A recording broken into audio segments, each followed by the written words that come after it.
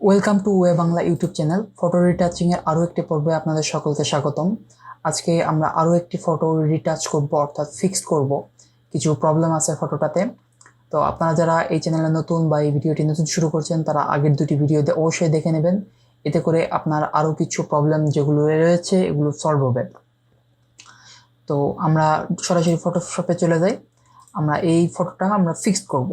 তো এই ফটোটার লিঙ্ক যদি চান তাহলে আমার ভিডিও ডিসক্রিপশন থেকে একটা লিঙ্ক পাবেন, সেই লিঙ্ক থেকে আপনি এই ফটোটা ডাউনলোড করে নিতে পারেন। তো আমি সর্বপ্রথম এটা একটা কপি লেয়ার করে নিই।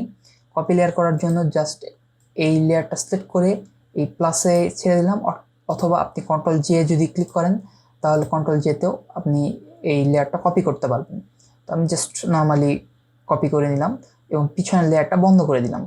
তো এখানে ফিক্স করার জন্য এখানে দেখুন যে ব্যাকগ্রাউন্ডে কালো একটা কিছু ইফেক্ট রয়েছে, যে ব্ল্যাক ব্ল্যাক শ্যাডোটা দেখাচ্ছে। তো এটা আমরা রিমুভ করব। তো এর জন্য আমি এই টুলটা নিলাম। এই টুলটা নেওয়ার পর দেখুন এখান থেকে আমি ধরি এইটা আমার হ্যাঁ, এইটা আমার একটু গ্রিন বেশি আসতেছে। তো এটা আমি এডিটে গেলাম, যাওয়ার পর এখানে দেখুন শিফট F5 শর্টকাট, অর্থাৎ ফিল লেখা আছে, ফিল তারপর কিছু ডট ডট দেওয়া আছে, এটা জাস্ট ক্লিক করলাম। ক্লিক করার পর এরকম একটা বক্স আসলো। তো এখানে যদি অন্য কোনো ফাংশন থাকে আপনি অবশ্যই কন্টেন্ট রিওয়ার্ড দিবেন এবং এই কালার অ্যাডাপটিভটা এটা সিলেক্ট করে দেবেন এবং transparency 100%, mode normal, just okay করে দিলাম। দেখুন এটা চলে গেছে।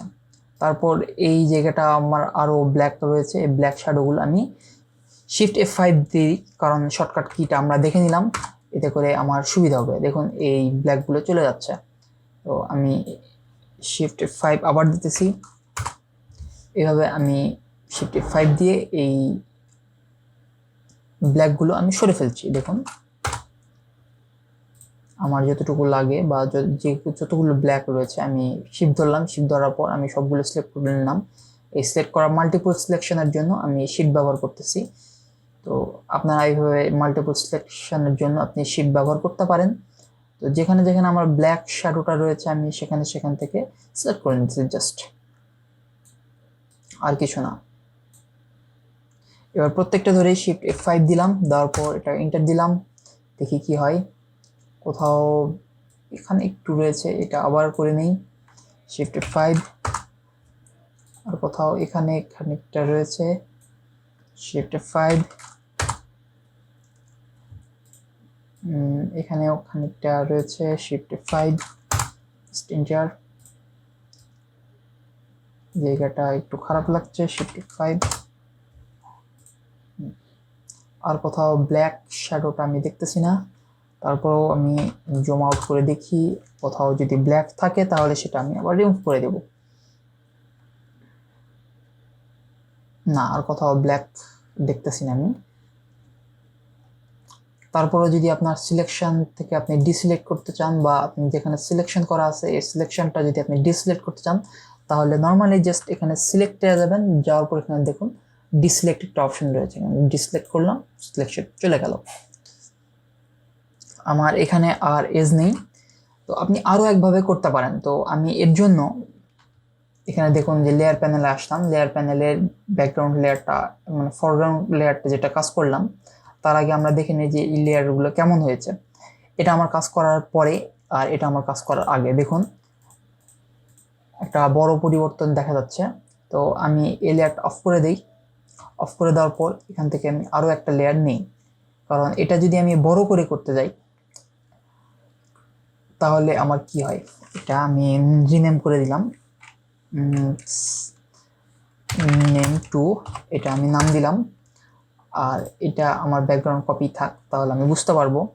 তো এটা আমি জুম আউট করে এখান থেকে নর্মালি এখান থেকে টোটাল সিলেক্ট করে নিলাম, যাতে আমি একবারে কাজটা সম্পূর্ণ করতে যাই তাহলে কি হতে পারে। আসলে কি আমার কখনো কখনো লাক ভালো থাকলে এই কাজটা হয়েও যায় একবারে। তো আমি শিফট F5 দিলাম, শিফট F5 আর কাজ করতেছে না। ও, আমি লেয়ারটা সিলেক্ট করি নাই। হ্যাঁ, এবার শিফট F5 দিতেছি। হ্যাঁ, চলে আসছে, এন্টার দিলাম, দেখি কি হয়। ও শিট, আমার এটা খারাপ হয়ে গেছে, এই চুলটা উপরে উঠে আসছে। আমি কন্ট্রোল জেড দিই, তারপর আমি আবার একবার চেষ্টা করি, দেখি এবার আমি করতে পারি কিনা। একটু দূর থেকে নিলাম, আবার শিফট F5 দিলাম, দেখি কি হয়। হয়েছে, কিন্তু এখানে একটু চুল চলে আসতেছে, এখানে একটু ডার্ক আছেই। তো এভাবে আসলে আমি সুবিধা করতে পারতেছি না, সুতরাং এটার থেকে আমার এই কাজটা করা অনেক বেশি ভালো। আমি কন্ট্রোল ডি দিলাম, ডি দিলে এটা ডিসিলেক্ট হয়ে যাচ্ছে কন্ট্রোল ডিতে। এটা আমার নর্মাল পিকচার বা এটা আমার ক্লিনিং পিকচার, এবং এটা সুন্দর লাগতেছে আমার ক্লিন করার পর। তারপরেও এখানে আমার কেমন জানি মনে হইতেছে এই জায়গাটা একটু ডিস্টার্ব আছে, এই জায়গাটা আমি শিফট F5 দিলাম, সরি আমি লেয়ারটা সিলেক্ট করি নাই, শিফট F5 দিলাম, এন্টার দিলাম।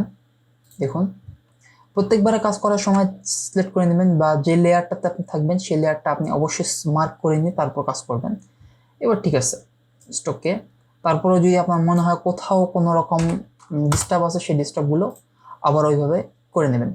এগুলো বেসিক লেভেলের কাজ। এরপর হার্ড লেভেলের কাজ কিছু করতে হবে আমাদের, এবং আমাদের এই টিউটোরিয়ালগুলো সঙ্গে থাকবেন বা মাস্টার অফ ফটো রিটাচিং এর সঙ্গে থাকবেন, যাতে এর পরবর্তী কাজগুলো আপনি খুব নির্দ্বিধায় এবং খুব স্বাচ্ছন্দ্যে করতে পারেন।